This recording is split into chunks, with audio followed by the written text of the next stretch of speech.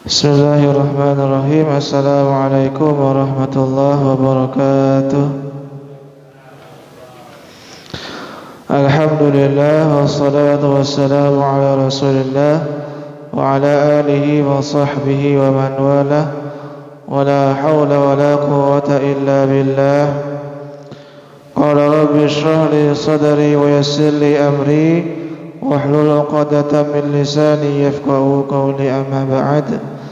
Faya ibadallah, usi nafsi wa iyyakum bitaqwallahi faqad fazal muttaqun wa la tamutunna illa wa antum muslimun.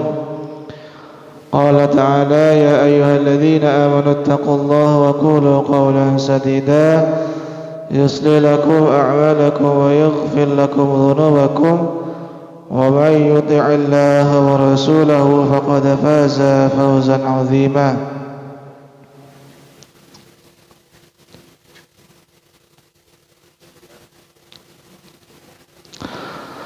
Bapak Ibu rahimakumullah, alhamdulillah kita berjumpa kembali dalam majlis ini. Kita sedikit belajar hadis-hadis dari Nabi kita Muhammad sallallahu alaihi wasallam dalam kitab Bulughul Maram.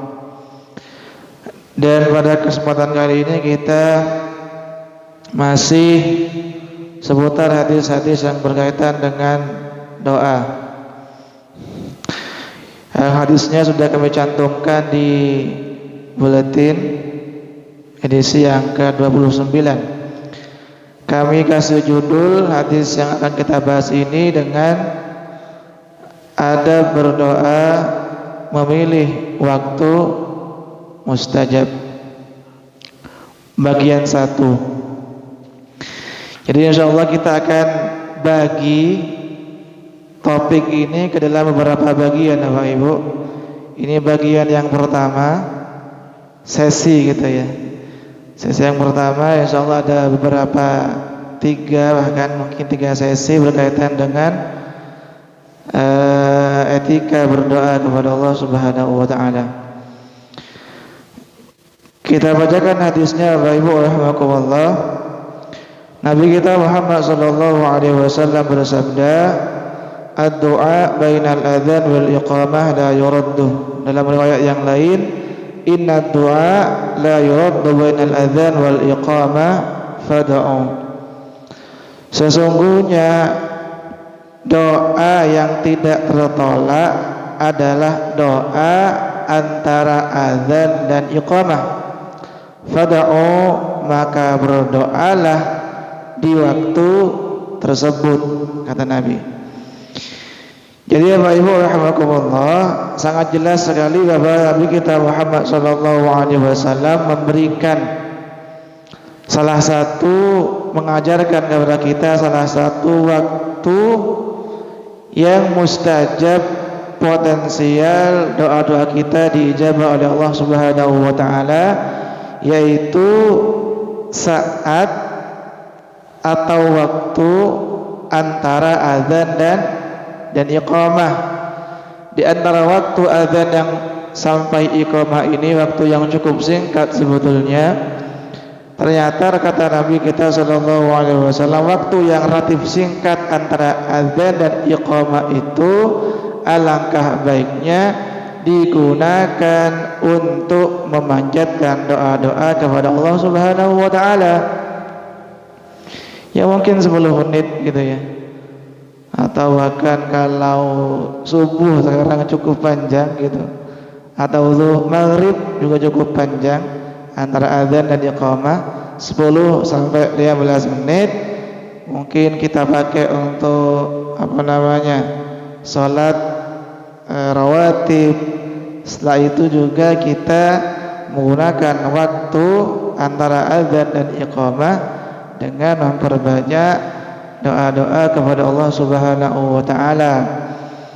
Adapun salah satu doa yang sering dibaca, insyaallah kita hafal semuanya. Salah satu doa yang diajarkan oleh Rasulullah antara azan dan iqamah atau setelah azan gitu ya. Kami cantumkan doanya di situ di footnote yang pertama, di catatan kaki yang pertama. Rasulullah bersabda, barang siapa yang membaca doa setelah azan. Apa doanya? Allahumma rabb hadhihi ad-da'wati tammah was-salatil qa'imah ati Muhammadanil wasilata wal fadilah wab'athu maqaman mahmudan alladzi wa'adta. Ini saya sering dengar di Al-Aqsa biasanya. Di Pak Adi, Pak Miran ya. Misalnya kalau azan biasanya dilanjutkan dengan doa ini. Allahumma rabb hadhihi ad-da'wati tammah was-salatil qa'imah ati Muhammadanil wasilata wal fadilah wab'athu maqaman mahmudan alladzi wa'adta. Jadi setidaknya gitu ya, antara azan dan iqamah atau selepas azan kita membaca doa ini.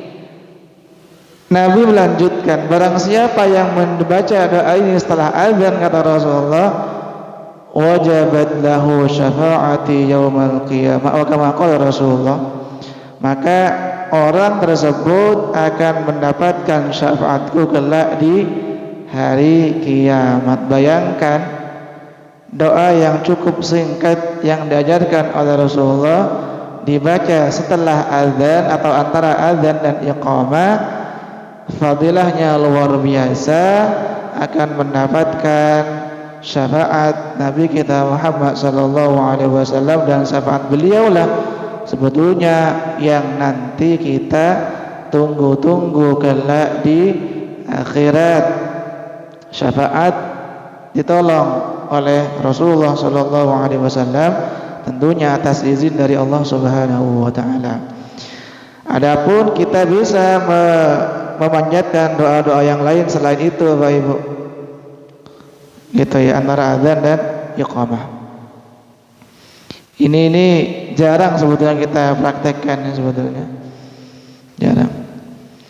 Kemudian Bapak Ibu rahimakumullah, selain waktu yang mustajab itu adalah antara azan dan iqamah, di sini juga kami cantumkan beberapa waktu-waktu yang lain yang sangat potensial untuk diijabah, dikabulkan doa-doa yang kita panjatkan.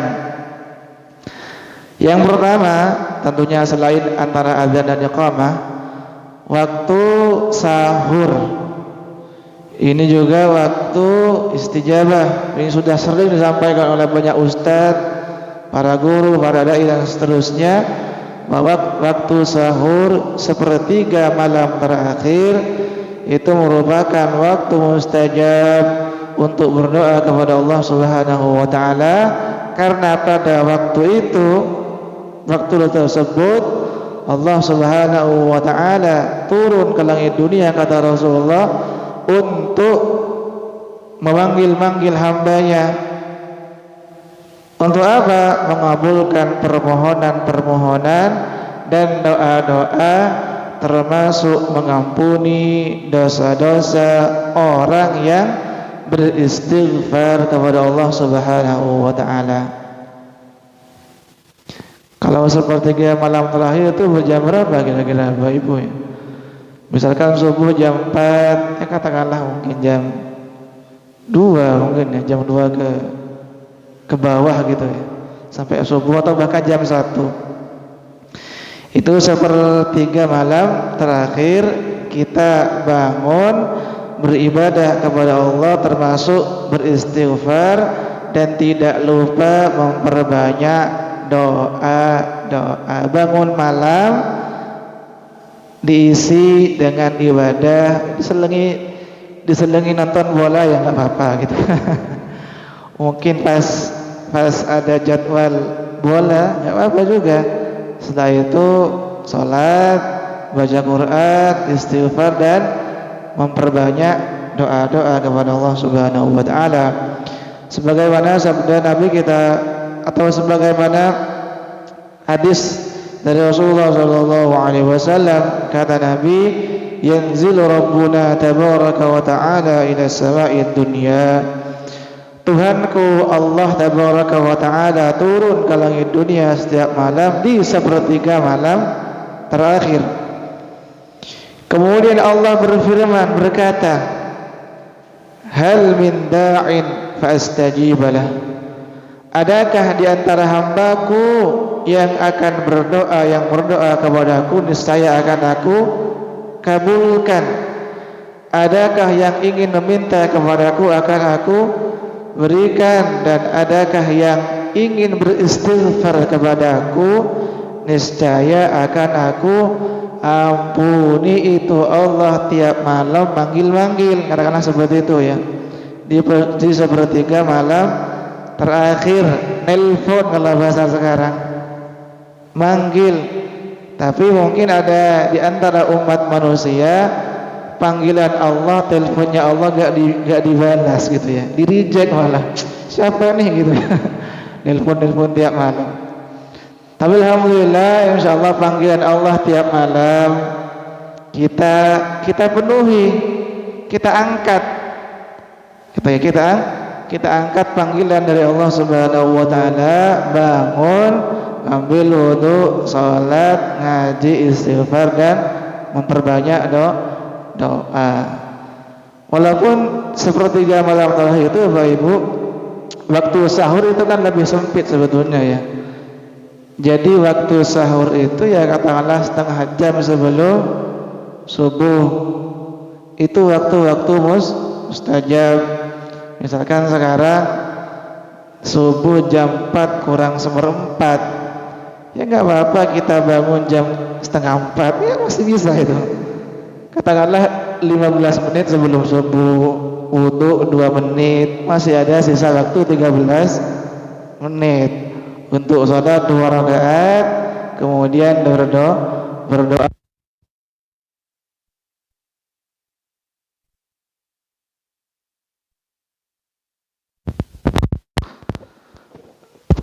Syukur-syukur mungkin bangun jam 3:15 atau jam 3, itu lebih dahsyat lagi.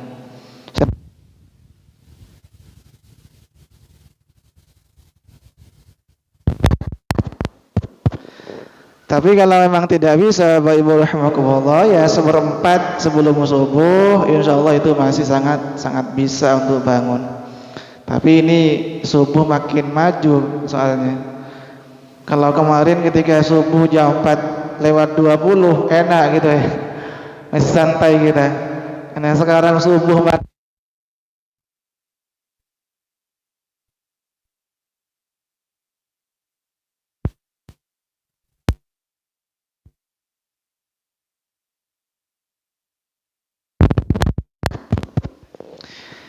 ini, karena subuh makin maju, otomatis kita butuh lebih banyak perjuangan lagi ya Pak Ibu. Kalau kemarin biasanya bulan-bulan Juli, sebelum Juli malah Juni, Mei, itu subuh biasanya jam 4:20 gitu ya, jam 4:15 masih bisa untuk kita tidur lebih lama. Tapi sekarang karena subuhnya lebih maju, gak apa-apa kita bangun lebih awal untuk sholat tahajud, mungkin baca Quran, istighfar, dan doa-doa kepada Allah Subhanahu wa taala. Lebih daripada itu Bapak Ibu rahimakumullah, bangun malam dan memperbanyak doa di waktu sahur itu juga salah satu dari ciri orang-orang mukmin yang benar-benar mukmin gitu kata Allah itu. Misalkan Allah sebutkan di Quran di catatan kaki yang ketiga, surah As-Sajdah ayat ke-15 16, Allah berfirman, innamal mu'minuna alladzina idza dzukiru bi ayati rabbihim kharru sujadan wa annahum la yastakbirun tatajafa junubuhum 'anil madaji yad'una rabbahum al-ayah khaufan wa tama'an al-ayah. Orang-orang mukmin itu kata Allah, apabila mereka dibacakan ayat-ayat Allah, mereka takluk, bersujud, kharru sujada, takut kepada Allah Subhanahu wa taala. Tatajafa junubuhum 'anil madaji yad'una rabbahum khaufan wa tama'a. Kemudian salah satu ciri dari orang mukmin itu Allah melanjutkan, yaitu orang mukmin itu adalah lambung mereka jauh dari tempat tidur mereka. Maksudnya apa itu? Bangun gitu ya. Di waktu malam bangun, lambung mereka terpisah jauh dari tempat tidur mereka. Maksudnya bangun gitu ya. Apa yang dilakukan ketika setelah bangun? Kata Allah, yad'una rabbahum khaufan wa tama'an. Mereka berdoa kepada Allah Subhanahu wa taala. Artinya setelah mereka bangun, orang mukmin itu terpisah dari tempat tidur mereka, dia bangun untuk beribadah dan memperbanyak doa-doa kepada Allah Subhanahu wa taala. Jadi itu Bapak Ibu rahimakumullah, di antara waktu yang mustajab selain waktu antara azan dan iqamah, yang kedua adalah waktu sahur sebelum subuh, atau kalau mau diperpanjang lagi sepertiga malam terakhir. Kemudian Bapak Ibu rahimakumullah, yang berikutnya waktu yang mustajab juga adalah waktu di antara waktu ketika imam duduk di antara dua khutbah Jumat gitu ya. Jadi kan ketika khutbah Jumat itu kan ada dua khutbah. Nah, duduknya khatib antara dua khutbah itu salah satu waktu yang mustajab, potensial doa-doa yang kita panjatkan kepada Allah dikabulkan oleh Allah Subhanahu wa taala. Tentunya karena waktu dua khutbah ini singkat Bapak Ibu ya, singkat kan, duduk antara dua khutbah itu sangat singkat.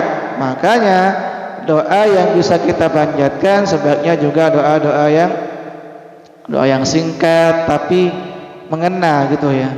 Misalkan doanya doa sapu jagat gitu ya katanya, Rabbana atina fid dunya hasanah dan seterusnya, ataupun doa-doa yang lain yang sekiranya bisa kita panjatkan, bisa kita sempurnakan, selesaikan dari jarak waktu antara dua khutbah itu.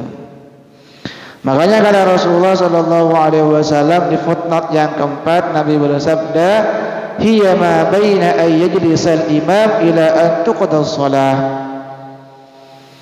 Waktu yang mustajab itu doa di hari Jumat adalah imam duduk ketika khutbah hingga imam menunaikan sholat Jumat. Makanya khutbah yang kedua biasanya apa yang dilakukan imam itu adalah berdoa. Kata-kata Nabi itu tadi, dari duduk yang pertama, duduknya khatib sampai sebelum sholat itu adalah waktu yang mustajab. Tetapi ketika setelah imam khutbah yang kedua itu imam melantunkan doa.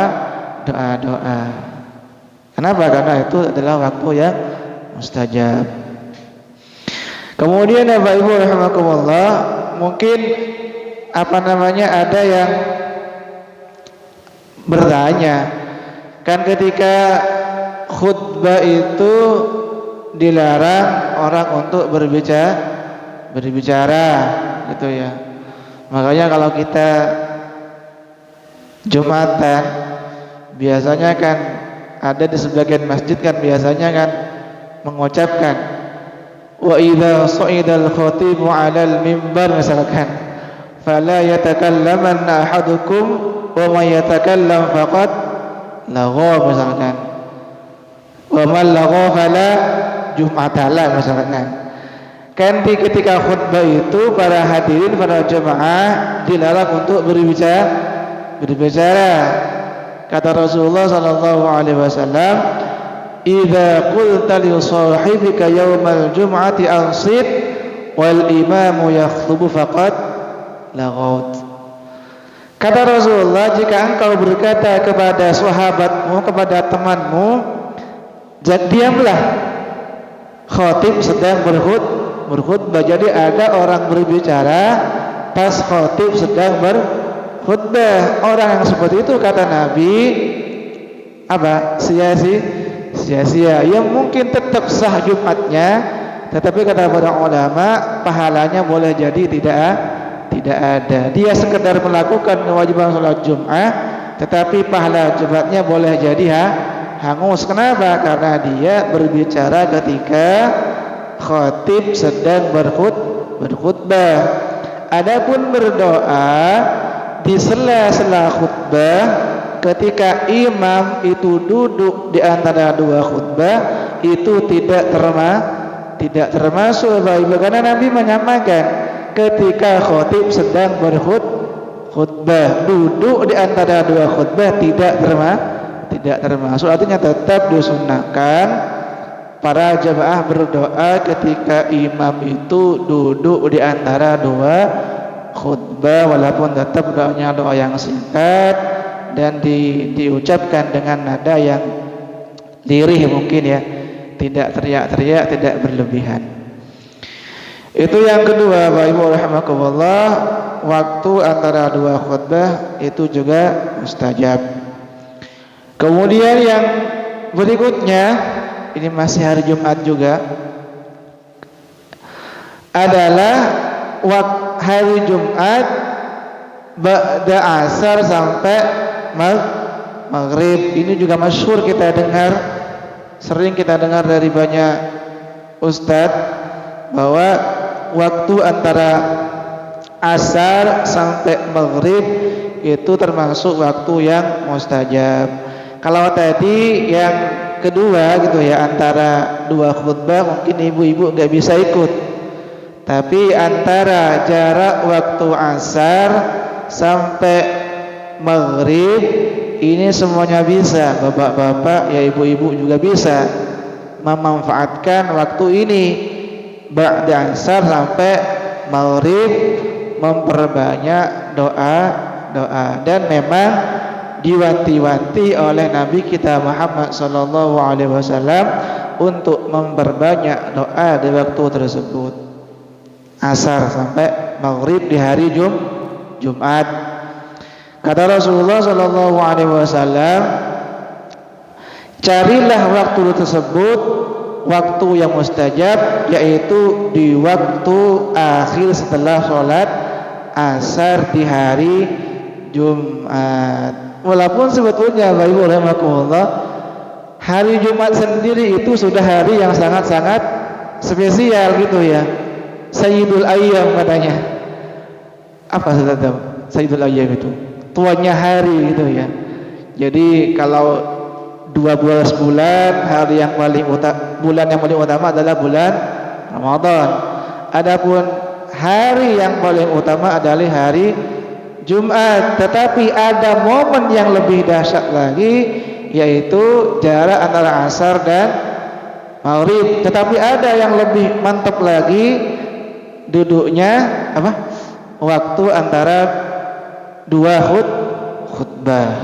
Walaupun tadi Jumatnya sendiri itu adalah Sayyidul Ayyam. Artinya Bapak Ibu rahimakumullah, di waktu ba'da asar sampai maghrib ini alangkah baiknya saya termasuk Bapak Ibu sekalian tidak meninggalkan untuk berdoa kepada Allah, itu tadi asar sampai maghrib di hari Jumat. Kemudian Bapak Ibu rahimakumullah, yang keempat, waktu yang mustajab, atau yang kelima ya, waktu yang mustajab ya jelas adalah bulan Ramadan. Berapa bulan lagi Ramadan ini? 100 hari lagi kalau lebih ya, mungkin ya. Jelas Bapak Ibu rahimakumullah, bulan Ramadan adalah bulan yang penuh barakah. Salah satu dari keberkahan bulan Ramadan, waktu bulan Ramadan itu adalah bulan di mana doa-doa kita sangat potensial untuk dikabulkan oleh Allah Subhanahu wa taala. sebagaimana sabda Nabi kita Muhammad sallallahu alaihi wasallam, wa inna likulli muslimin da'watun yad'u biha fayastajibu lahu. Setiap muslim apabila memanjatkan doa di bulan Ramadan, doanya akan dikabulkan. Semua kita sampai bulan Ramadan berikutnya Bapak Ibu ya, dikabulkan oleh Allah Subhanahu wa taala. Terlebih saat itu orang muslim melaksanakan ibadah puasa. Jadi semakin potensial gitu ya, di bulan Ramadan sedang berpuasa. Bahkan kalau tidak berpuasa sekalipun, misalkan ada ibu-ibu haid tidak berpuasa gitu ya, tapi di bulan Ramadan itu masih sangat potensial diijabah doanya. Ternyata di bulan Ramadan dia juga masih berpuasa, itu lebih potensial lagi doanya dikabulkan oleh Allah Subhanahu wa taala, sebagaimana sabda Nabi kita Muhammad sallallahu alaihi wasallam, "Thalathatun la turaddu da'watuhum." Ada 3 orang yang tidak ditolak doanya oleh Allah Subhanahu wa taala. Pertama, as-shaimu hatta yuftir, orang yang berpuasa sampai dia berbuka. Ini berlaku umum, puasa apa saja, puasa wajib ataupun puasa sunnah. Jadi orang-orang yang berpuasa itu mungkin puasa Senin Kamis, puasa apa lagi, Ayyamul Bid mungkin. Nah, ketika berpuasa itulah waktu yang pas mustajab untuk berdoa. Wal imamul adil, kata Nabi, pemimpin yang adil. Jadi ada pemimpin ketika mereka berdoa itu dikabulkan doanya oleh Allah Subhanahu wa taala. Wa da'watul mazlum, dan doanya orang yang terzalimi. Misalkan masyarakat Gaza mungkin, Palestina, termasuk orang-orang yang terzalimi, mereka doanya dikabulkan. Dan tentunya Bapak Ibu sangat yakin gitu ya, orang-orang Palestina mungkin orang-orang Gaza, mereka berdoa kepada Allah dan doanya pasti dikabulkan oleh Allah Subhanahu wa taala. Tetapi Allah memiliki cara untuk mengabulkan doa-doa hambanya. Ada yang langsung dikabulkan seketika, ada yang Allah masih simpan doanya itu, disimpan.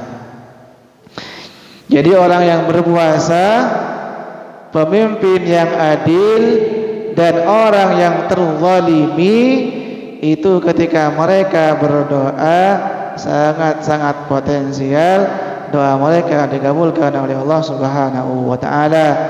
Jadi itu mungkin Bapak Ibu rahimakumullah 5 saja waktu yang mustajab yang bisa kami sampaikan dalam kesempatan kali ini. Pertama adalah waktu antara azan dan iqamah, setidaknya doa tadi Allahumma rabb hadhihi da'wati tammah dan seterusnya. Kemudian yang kedua waktu sahur, sepertiga malam yang terakhir. Kemudian yang ketiga waktu di antara 2 khutbah. Yang keempat hari Jumat setelah asar sampai maghrib. Dan yang kelima adalah di bulan Ramadan, lebih-lebih saat itu kita sedang berpuasa. Insyaallah waktu mustajab yang lain akan kita bahas di pertemuan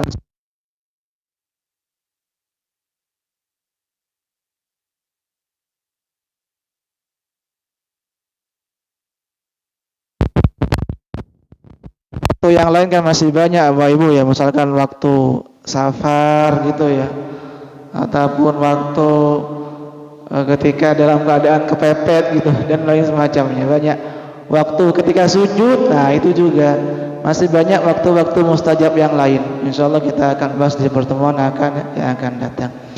Semoga bermanfaat dan dicatat amal ibadah berpahala di Allah Subhanahu wa taala. kita tutup dengan kafaratul majlis. Subhanakallahumma wa bihamdika asyhadu an la ilaha illa anta astaghfiruka wa atubu ilaik. Assalamualaikum warahmatullahi wabarakatuh.